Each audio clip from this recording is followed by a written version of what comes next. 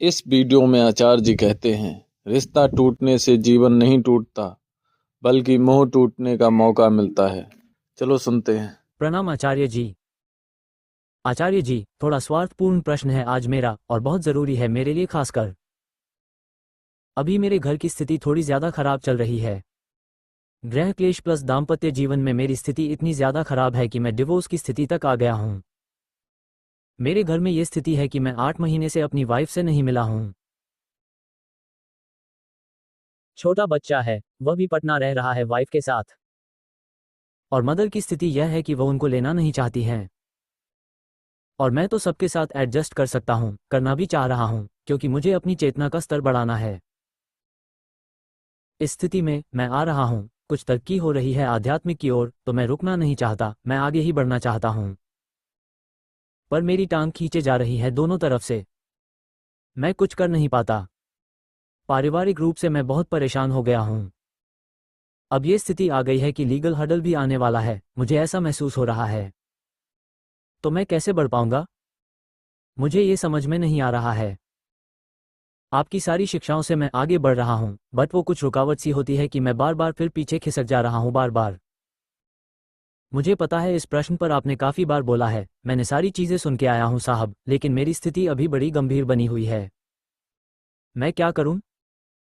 अभी मेरा recently promotion भी हुआ है, पर मुझे कोई खुशी नहीं है क्योंकि घर में स्थिति ये बनी हुई है अभी। आचार्य प्रशांत, आगे बढ़ पाऊंगा माने क्या? प्रश्नकर्ता, आगे बढ़ना सर, कुछ समझ में नहीं आ रहा कि मैं करूं क्या। आचार्य प्रशांत, क्यों नहीं समझ में आ रहा है? अभी जो चल रहा है उसमें समस्या क्या है?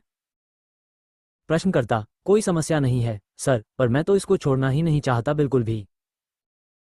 कुछ नहीं छोड़ना चाहता हूं मैं, आपको भी नहीं छोड़ना चाहता। आचार्य प्रशांत, तो समस्या क्या है? प्रश्नकर्ता, समस्या सर, परिवार में इस तरह से क्लेश बना रहा है तो मैं आगे कैसे बढ़ूं? आचार्य प्रशांत, क्लेश कहाँ है? वो तो अलग रहती हैं आपसे। प्रश्नकर्ता, यस सर। आचार्य प्रशांत, तो क्लेश कहाँ है? क्लेश तो खत्म हो गया। लीगल हडल माने क्या? हडल तो होता है बाधा। माने मैं कुछ करना चाहता हूँ, कुछ कामना है, उसकी राह में जो बाधा होती है उसको हडल बोलते हैं। जब आपका सब ठीक चल रहा है तो आपकी कामना क्या है? कामना तो होनी ही नहीं चाहिए, सब ठीक है तो कामना क्या है? प्रश्नकर्ता, सर वो मुझे नहीं छोड़ना चाहती ना। आचार्य प्रशांत, आप अपनी कामना बताओ ना पहले। आपकी क्या कामना है? प्रश्नकर्ता, मेरी कामना बस ये है कि मैं बस जुड़ा रहूं यहां से। आचार्य प्रशांत, किससे जुड़ रहे हो? प्रश्नकर्ता, आपसे। आचार्य प्रशांत, तो मैं निकाल थोड़ी रहा हूं आपको। समस्या क्या है? प्रश्नकर्ता, समस्या यह है कि अब मैं उसको लेकर आऊं कि नहीं लेकर आऊं। आचार्य प्रशांत, किसको लेकर आऊं? प्रश्नकर्ता, वाइफ को। आचार्य प्रशांत, अभी तो बोला मत लेकर आओ। प्रश्नकर्ता, मम्मी बोलती हैं कि एक बार आचार्य जी से पूछो। आचार्य प्रशांत, पहले आप समस्या बताओ साफ। प्रश्नकर्ता, सर मदर ने आज बोला है कि आप पूछ के आए आचार्य जी से। आचार्य प्रशांत, पूछना क्या है? मैं मना करता हूं? मुझसे पूछ के होता है क्या? वहां कहीं पर एक बटन लगा होता है, अप्रूव्ड बाय आचार्य जी। जो रजिस्टर कर ले कर ले। मेरा क्या है? समस्या बताइए पहले। प्रश्नकर्ता, समस्या सर यही है कि अब मैं कुछ। आचार्य प्रशांत, आपका प्रमोशन हो गया है, कोई समस्या है?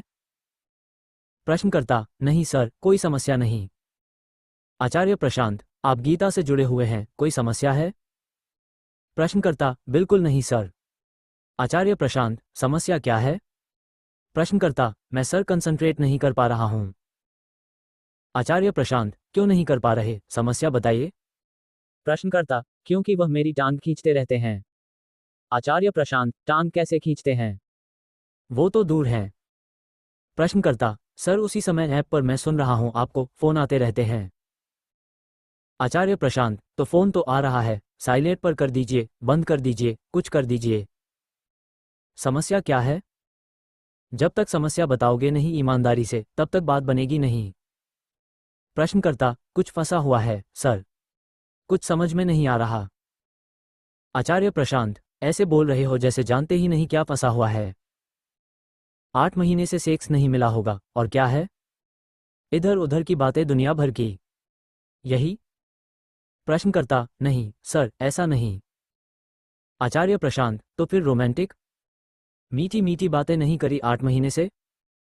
प्रश्नकर्ता: सर, छोटा बच्चा है, उसको भी देखना है। आचार्य प्रशांत: छोटा बच्चा कहाँ है? प्रश्नकर्ता: वाइफ के साथ। आचार्य प्रशांत: तो माँ के साथ है, खुश है, आपको क्या समस्या है? साफ साफ समस्या बताइए, नहीं तो बात नहीं बनेगी। प्रश्नकर्ता: बस मैं, सर आगे क्या करूं, मुझे ये समझ नहीं आ रहा। आचार्य प्रशांत: आगे क्या करें, चल तो रहा है जो चल रहा है। ऑफिस जाते हैं, वापस आते हैं। दौड़ो, पिक्चर देखो, मौज करो, रात में सेशन करो। समस्या क्या है? प्रश्नकर्ता: शायद मैं खुद ही समस्या बन गया हूं। आचार्य प्रशांत: नहीं नहीं नहीं, दार्शनिक नहीं मामला, व्यवहारिक रखिए। समस्या क्या है? प्रश्नकर्ता: कई बार सर, मैंने सोचा है कि कुछ मैं ही साइड हट जाऊं तो फिर। आचार्य प्रशांत: साइड हट जाऊं माने क्या? प्रतीकों में बात मत करिए, व्यवहारिक समस्या बताइए। आपका पूरा दिन रहता है, उसमें समस्या कहां पर आ रही है? यादें आती हैं? प्रश्नकर्ता: हाँ सर, ये है। आचार्य प्रशांत: तो बोल क्यों नहीं रहे हो? गंदे गंदे गाने सुनते हो ना, मोहब्बत भी जरूरी थी, बिछड़ना भी जरूरी था। मगर भटके तो याद आया, भटकना भी जरूरी था। सुनते हो ना? बता क्यों नहीं रहे हो? प्रश्नकर्ता: फिलहाल तो सर, आपके पी सजेस्टेड सॉन्ग हैं यूट्यूब पर, वही सुनता हूं मैं तो। आचार्य प्रशांत: अब तुम उसमें भी कुछ निकाल लेते होंगे, तेरा मेरा प्यार अमर, फिर क्यों मुझको लगता है डर? मैं तो अहम और आत्मा की बात कर रहा हूं, आप वहां कोई और बात कर रहे हो। ये गुलाबी समस्याओं का कोई समाधान नहीं होता है। वो मुझे याद आती है, उसकी छुप छुप के तस्वीरें देखता हूं, वो गाने सुनता हूं, इसका कोई समाधान नहीं होता है। कुछ नहीं हो सकता इसका। सुन लिया करो गाने, इसका यही है। प्रश्नकर्ता: कोशिश की सर मैंने, उसको काफ़ी बुक्स भी दी है पढ़ने के लिए। आचार्य प्रशांत: वो तो चली गई है, अब क्या बुक्स भेज रहे हो? आपको नहीं स्वीकारा, आपकी बुक्स को स्वीकार रही हैं। होता है कभी ऐसा? किस मुगालते में हो? फिल्मी बातें। वही पूरा का पूरा लोकधर्म भी क्या है, pleasant experiences, the romance of लोकधर्म। फिर ऐसा होता है, फिर ऐसा होता है, फिर एक जोड़ी बनती है और उस जोड़ी में दोनों एक दूसरे के लिए होते हैं। क्या मतलब? कैसी बातें कर रहे हो यार? फिर वो बिछड़ जाती है, तो एक अलग स्टीरियोटाइप, एक अलग टेम्पलेट एक्टिवेट हो जाता है। उसमें शराब वराब भी पी जाती है, गंदी गंदी गज़लें और ऐसे गाने सुने जाते हैं। इसका क्या कोई समाधान देगा? तुम्हें अपनी जिंदगी खराब करनी है, समय नष्ट करना है तो कर लो। कितना भी इसमें समय लगा सकते हो, कोई अंत नहीं है। कोई शारीरिक काम हो तो शरीर थक भी जाता है, मन तो अतल कुआं है। उसमें कितना भी आप शायरी डाल दो, रोमांस डाल दो, भावनाएं डाल दो, रील्स डाल दो, यही सब होता है। वो थोड़ी कभी भी भरता है। और ये सब कितना प्रेडिक्टेबल है ना। जो जिसको बहुत प्यार से घर ले आए होते हैं, जब वह चली जाती है छोड़ छाड़ करके और अपना रौद्र रूप दिखा देती है, तो फिर वो अलग आते हैं कि वो तो कितने मासूम थे, क्या से क्या हो गए देखते देखते। और बार बार सुन रहे हैं उस रील को लूप में, क्या से क्या हो गए देखते देखते। लगता है बिल्कुल मेरे लिए ही तो गाई गई है। आपके लिए भी गाई गई है, वो पूरी मानवता के लिए गाई गई है, क्योंकि ये सबकी कहानी है, क्योंकि ये एक अनिवार्य दुचक्र है जिसमें आप फंसोगे ही फंसोगे। आप जैसे पैदा होते हो और जैसे ये पूरा सामाजिक धर्रा है, तो इसलिए वो चीज़ें सब पर लागू हो जाती हैं।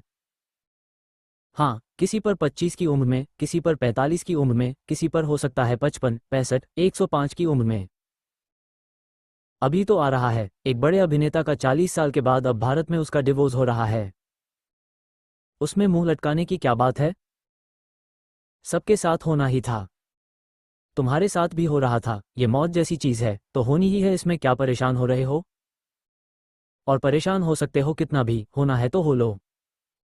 चुनाव की बात है कि कितना परेशान होना है, पर यह होना सबके साथ है। जिनके साथ ऊपर ऊपर से नहीं हो रहा, उनके साथ अंदर अंदर से हो गया है। आप 8 महीने के वियोग में परेशान हो रहे हो। ऐसा भी हो सकता है कि एक ही घर, एक ही कमरे, एक ही बिस्तर में 8 साल से रहते हो तो भी वियोग पूरा हो। उनकी व्यथा और गहरी होती है, पर यह होना सबके साथ है, चाहे स्थूल चाहे सूक्ष्म। इसमें कोई एक्सेप्शन नहीं होता, यह नियम है। अब ये होने के बाद चाहे तो शायरी सुनो, चाहे तो गीता सुनो, वो आपका चुनाव है। अच्छे काम में जिंदगी में डूबने का यही फायदा होता है। ये जो भावनात्मक दलदल होती है ना, ये खा जाएगी नहीं तो कोई इससे नहीं बच सकता। और इंसान पैदा हुए हो तो कोई ऐसा नहीं होगा जिस पर भावनाओं के जख्म ना हो। कोई ऐसा हो ही नहीं सकता। जिंदगी इसलिए नहीं होती है कि आपको बहुत सुख देगी, जिंदगी तो जख्म ही देती है। वो आपको सब टालते भी रहेंगे, यादें भी आती रहेंगी, जीना दुश्वार होता रहेगा। उसका एक ही तरीका है, डट के काम करो, खूब थक जाओ, सो जाओ। और काम के बाद भी ऊर्जा मिली है तो रैकेट उठा के जाकर के फोड़ फाड़ दो। कोर्ट को भी, नेट को भी, सब तोड़ ताड़ दो। एकदम टूट जाओ, जाकर सो जाओ। बाकी मजनू बनने का अलग मजा है, वो लुत्फ उठाना है तो उठाओ।